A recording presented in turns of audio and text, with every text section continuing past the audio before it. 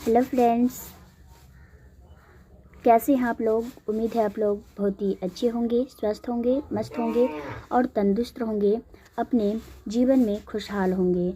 तो आज मैं हूं प्रीति कुमारी, स्वागत करती हूं आप लोगों का आपके यूट्यूब चैनल दिशा ऑनलाइन सेंटर में। तो आज मैं दिव्यगंत भाग टू क्लास 12 का चैप्टर 1 का संपूर्ण अर्थ लेकर आई हूँ। चैप्टर 1 है बातचीत पाठ के लेखक कौन है। तो बातचीत पाठ के जो लेखक हैं वो बालकृष्ण भट्ट हैं। कौन है? बालकृष्ण भट्ट है। तो चलिए अपने क्लास को कंटिन्यू करते हैं। इसके लिए पहले मैं आप लोगों के लिए एक थॉट बोल देती हूँ कि रख हौसला वो मंजर भी आती है, प्यासे के पास चलकर समंदर भी आती है।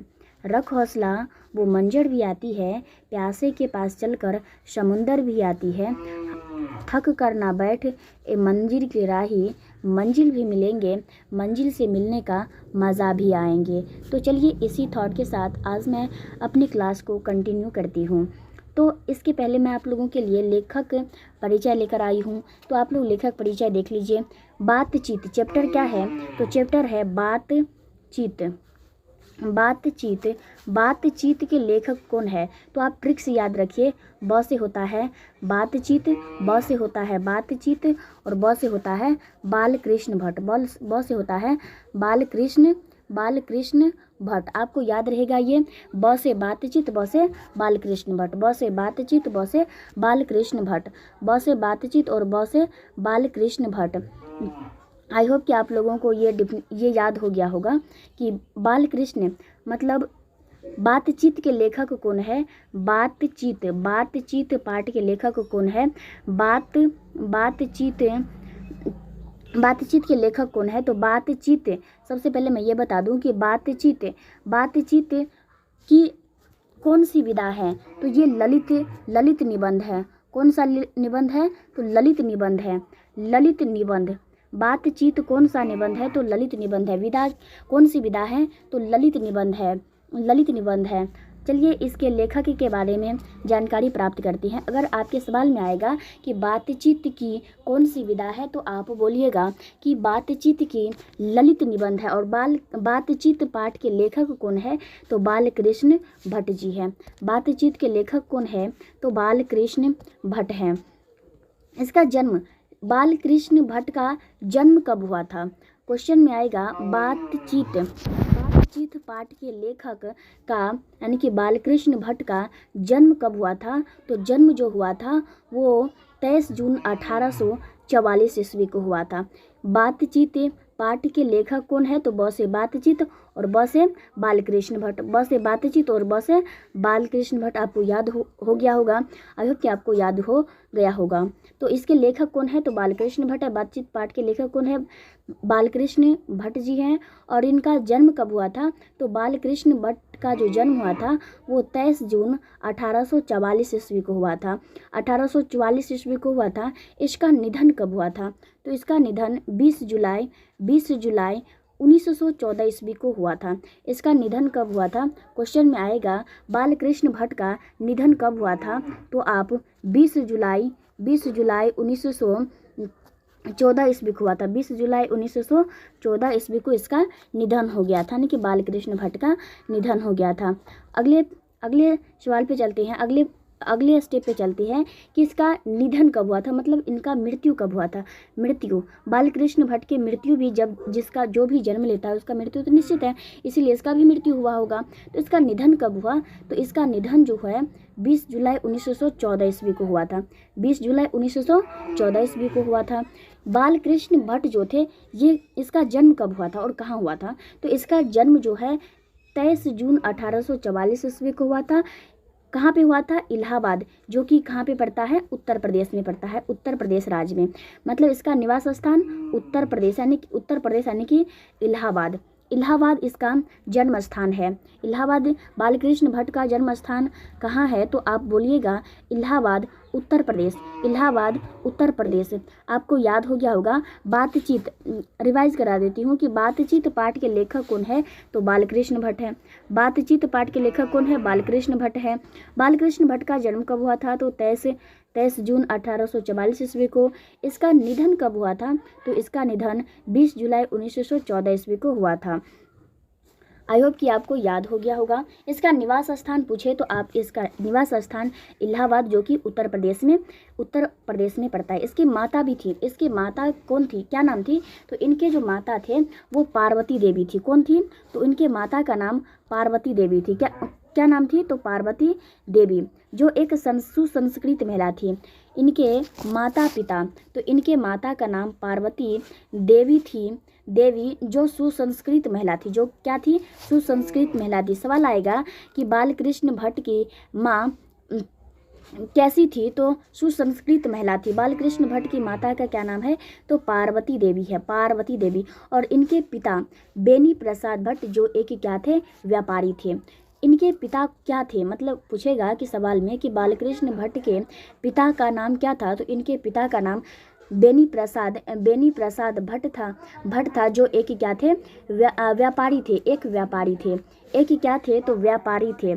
इसके शिक्षा तो पहले संस्कृत से इसका प्रारंभ हो गया था। मतलब इन्होंने घर पर ही रहकर पहले परीक्षा मतलब पढ़ाई स्टार्ट की। इसकी शिक्षा जो कहें तो शिक्षा प्रारंभ में संस्कृत का अध्ययन किया। प्रारंभ में ये किसका अध्ययन किया, तो संस्कृत का अध्ययन किया। 1867 में प्रयाग के मिशन स्कूल में एंट्रेंस की परीक्षा दी।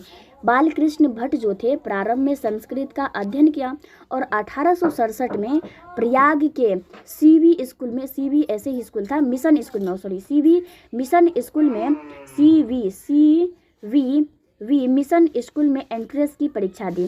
किसकी, कब दी एंट्रेंस की परीक्षा, सवाल में आएगा बालकृष्ण भट्ट एंट्रेंस की परीक्षा कब दी थी, तो 1867 ईस्वी को। 1867 ईस्वी को इन्होंने वृत्ति भी लिखी थी।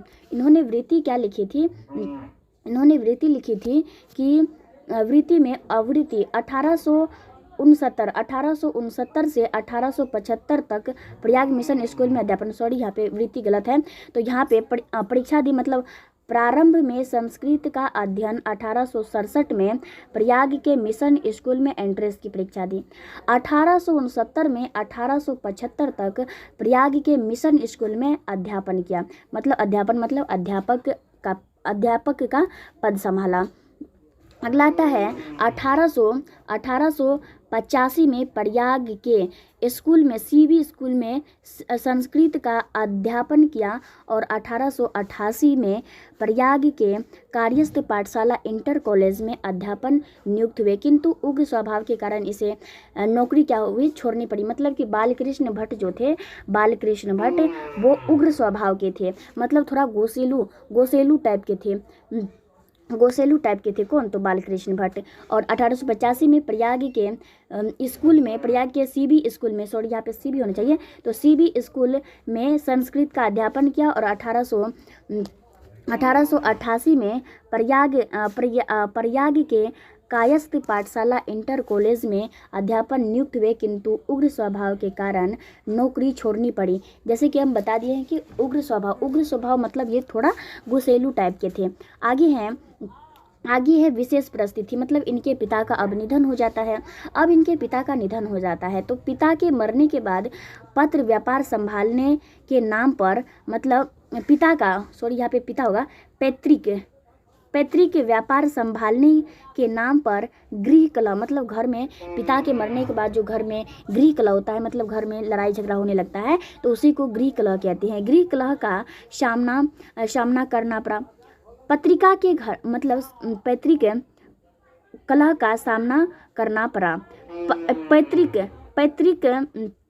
के घर छोड़कर आर्थिक संकट से जूझते हुए हिम्मत से काम लिया और साहित्य के प्रति समर्पित रहे। इन्होंने पैतृक गृह कलह होने के बाद भी इन्होंने क्या किया कि आर्थिक संकट के जूझते हुए हिम्मत से काम लिया और साहित्य के प्रति समर्पित रहे। आप ऐसे ऐसे बहुत ही व्यक्ति हैं जो अपने काम में बहुत रुचि रखते होंगे, तो आप भी इन्हीं में से होंगे कि आप मतलब जिसमें आपको रुचि लगती होगी आप वो काम करते होंगे। तो चलिए आगे लिखे हैं, आगे क्या लिखे हैं कि विशेष परिस्थिति तो आप बता दिए हैं। इन्होंने कुछ रचनाएं भी की है, अपने जीवन में। तो ये तो लेखक थे तो रचना तो करेंगे ही, तो कुछ रचनाएं भी की थी, किया था। तो रचनात्मक सक्रियता है इनके जीवन में। हर एक के जीवन में क्या होता है, रचनात्मक सक्रियता आता है। तो भारतेंदु हरिश्चंद्र के मतलब जितने भी व्यक्ति हैं सब कोई न कोई किसी के प्रेरणा से वो अपने भविष्य को उज्ज्वल बनाते हैं, अपने भविष्य में काम करते हैं। तो चलिए अब इसके बारे में बता रहे हैं, तो मतलब बालकृष्ण भट्ट के बारे में बता रहे हैं, तो बालकृष्ण भट्ट के बारे में जानते हैं। भारतेंदु हरिश्चंद्र की प्रेरणा से हिंदी वर्धनी सभा प्रयाग की ओर से 1877 में हिंदी प्रदीप नामक मासिक पत्रिका निकालना प्रारंभ किया। कुछ सवाल में आएगा कि हिंदी प्रदीप नामक पत्रिका का संपादन किसने किया, तो आप बोलिएगा बालकृष्ण भट्ट। हिंदी प्रदीप नामक मासिक पत्रिका कब निकाला गया, तो 1877 ईस्वी में। 1877 ईस्वी में हिंदी मासिक पत्रिका निकालना प्रारंभ किया। मतलब भारतेंदु हरिश्चंद्र की प्रेरणा से हिंदी वर्धनी सभा प्रयाग के मिशन स्कूल से प्रयाग की ओर से 1877 में हिंदी प्रदीप नामक मासिक पत्रिका निकालना प्रारंभ किया। इसे वे 33 वर्षों तक चलाए। मतलब सवाल में आएगा हिंदी प्रदीप नामक पत्रिका का इन्होंने मतलब हिंदी पत्रिका संपादन का कब से निकालना प्रारंभ किया, तो 1877 ईस्वी में। और इसे कितने वर्षों तक चलाए, तो इसे 33 वर्षों तक चलाए। कितने वर्षों तक, तो 33 वर्षों तक चलाए। 33 वर्षों तक चलाते रहे। इसमें नियमित रूप से सामाजिक के, साहित्य, नैतिक, राजनीतिक के विषयों पर निबंध लिखते रहे। 1881 में वेदों की युक्तिपूर्ण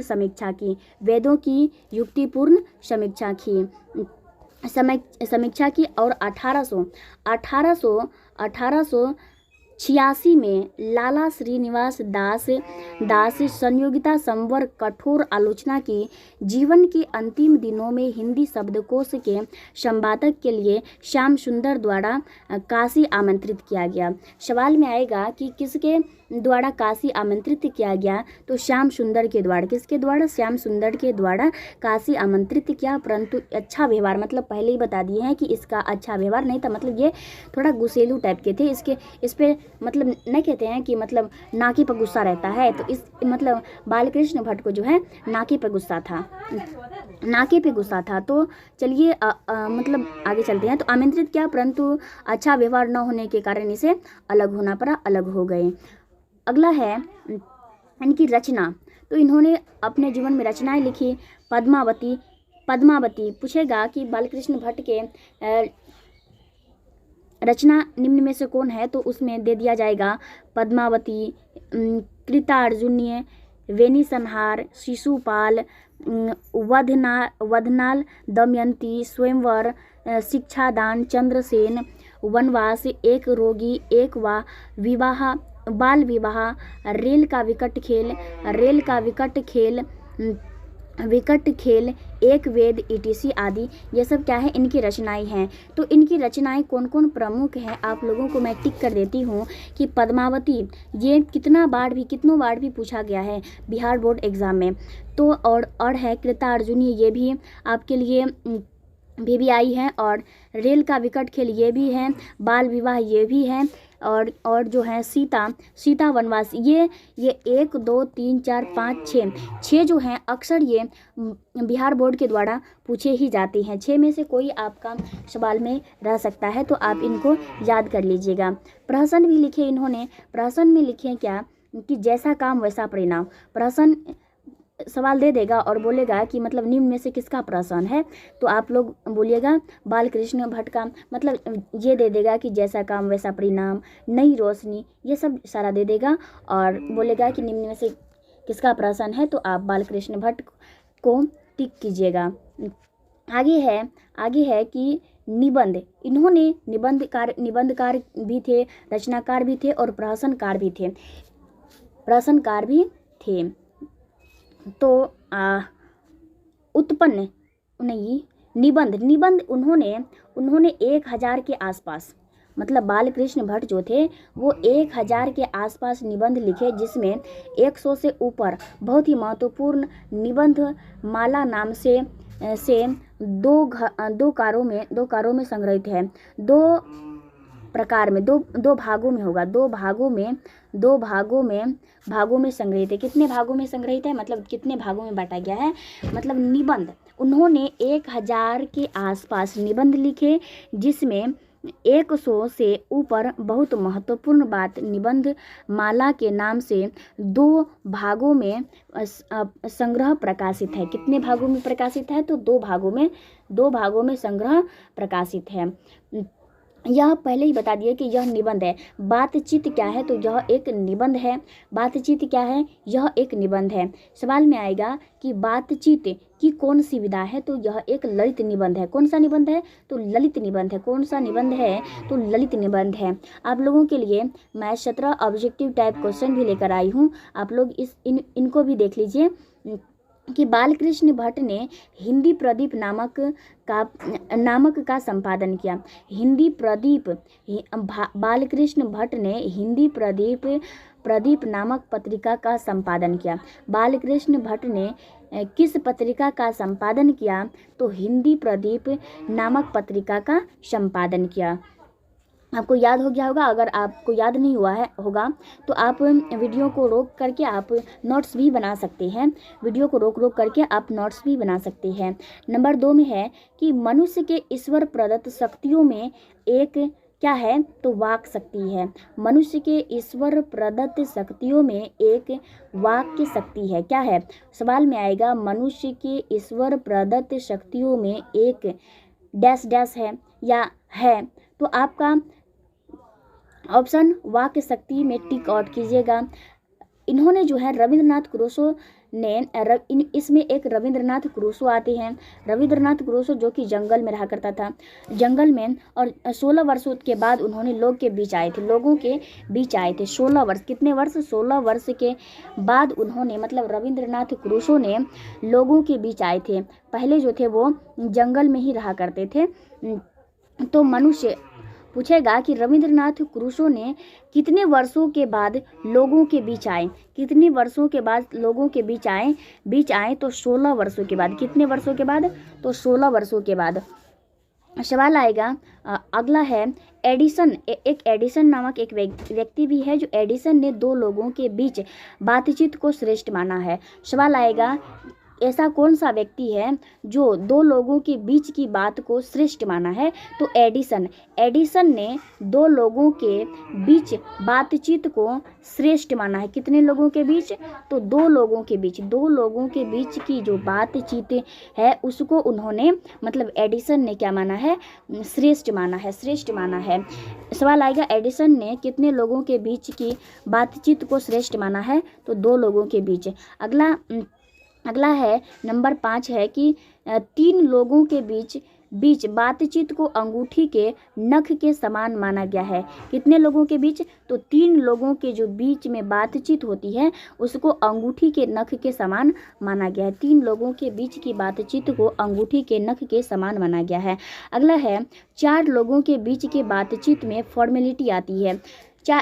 कितने लोगों के, सवाल में आएगा कितने लोगों के बीच के बातचीत में फॉर्मेलिटी आती है, तो ऑप्शन में 4 रहेगा। 4 को टिक आउट कीजिए। 4 लोगों के बीच के बातचीत में क्या होती है, फॉर्मेलिटी आती है। जैसे कि 2 आदमी बातचीत कर रहे हैं तो ये पर्सनल बातचीत कर रहे हैं। अगर तीसरा आदमी हो जाएगा तो ये अंगूठी के नख के समान मानने लगेगा। और यदि 4 आदमी हो जाएगा, 1 2 3 4 आदमी हो जाएगा, यहाँ पे 4 आदमी हो जाएगा, तो उसे क्या माना गया, तो अंगूठी के नख नहीं, फॉर्मेलिटी आ जाती है, उस बातचीत में क्या आ जाती है, फॉर्मेलिटी आ जाती है। तो 3 लोगों के बीच के बातचीत को अंगूठी के नख के समान माना गया है, और 4 लोगों के बीच के बातचीत में फॉर्मेलिटी आती है, सवाल में आएगा कितने लोगों के बीच के बातचीत में फॉर्मेलिटी आती है, तो 4 लोगों के बीच के बातचीत में फॉर्मेलिटी आती है। अगला है कि यूरोप में बातचीत करने की कला को आर्ट ऑफ कन्वर्सेशन कहते हैं। यूरोप देश, लेखक के अनुसार मतलब बालकृष्ण भट्ट के अनुसार यूरोप के वासी को बातचीत करने की कला है, मतलब यूरोप में बातचीत करने की कला को क्या कहा जाता है, तो आर्ट ऑफ कन्वर्सेशन कहा जाता है। यूरोप में बातचीत करने की कला को आर्ट ऑफ कन्वर्सेशन कहते हैं। ये आपके लिए VVI ऑब्जेक्टिव है, ये हर एक वर्ष के बाद पूछा ही जाता है बिहार बोर्ड एग्जाम में। तो अगला है कि काव्य कला प्रवीण गोष्ठी को सुहृदय गोष्ठी कहा जाता है, सुहृदय गोष्ठी कहा जाता है। काव्य कला प्रवीण गोष्ठी को सुहृदय गोष्ठी कहा जाता है। पूछेगा सवाल में कि काव्य कला प्रवीण गोष्ठी को क्या कहते हैं, तो सुहृदय गोष्ठी कहते हैं। अगला है 9 में कि भीतरी मनोवृत्ति को चमनिस्तान माना गया है, और किनके अनुसार, तो बालकृष्ण भट्ट के अनुसार जो है भीतरी मनोवृत्ति मतलब अपने मन से बात करने की प्रवृत्ति को, यानी कि अपनी भीतरी मनोवृत्ति को चमनिस्तान माना गया है। क्या माना गया है, चमनिस्तान। एक यहाँ पे नहीं लिखे हैं, जीव को, इस चैप्टर में जीव को क्या माना गया है, तो जीव को जो है कतरनी माना गया है। क्या माना गया है, कतरनी माना गया है। जीव को कतरनी माना गया है, कतरनी। जीव को क्या माना गया है, तो कतरनी माना गया है। जीव को क्या माना गया है, कतरनी माना गया है। भीतरी मनोवृत्ति को चमनिस्तान कहा जाता है। अगला है बोलने से मनुष्य का साक्षात्कार होता है। बोलने से किसका साक्षात्कार होता है, बोलने से जो होता है मनुष्य का साक्षात्कार होता है। यह कथन बेन जॉनसन का है। बेन जॉनसन का कथन क्या है, तो बोलने से मनुष्य का साक्षात्कार होता है। अगला है 11 में लिखे हैं कि रविंद्रनाथ क्रूसो ने पहली बार फ्राइडे के, रविंद्रनाथ क्रूसो कहाँ पे रहते थे, तो जंगल में रहते थे। रविंद्रनाथ क्रूसो कहाँ पे रहते थे, तो जंगल में रहते थे। रविंद्रनाथ क्रूसो जंगल में रहते थे और जब वो जंगल से बाहर आए तो उन्होंने क्या किया, रविंद्रनाथ क्रूसो ने पहली बार फ्राइडे के मुंह से बोली सुनी थी। क्या सुनी थी, बोली सुनी थी। रविंद्रनाथ क्रूसो ने पहली बार किसके मुंह से बोली सुनी थी, तो फ्राइडे के मुंह से बोली सुनी थी।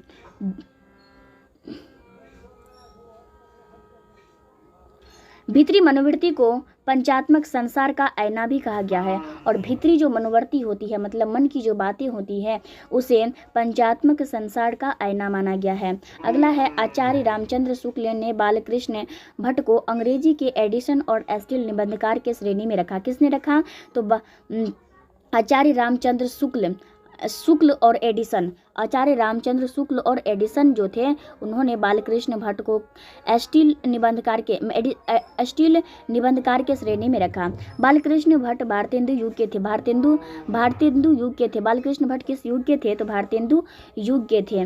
बातचीत करने के हुनर किन देशों के लोगों के पास होती है, तो यूरोप देशों के लोगों के पास होती है। यूरोप देश के लोग जो होते हैं उनके पास होते हैं बातचीत करने की कला। ये हम नहीं, ये हमारे बालकृष्ण भट्ट जी कहते हैं।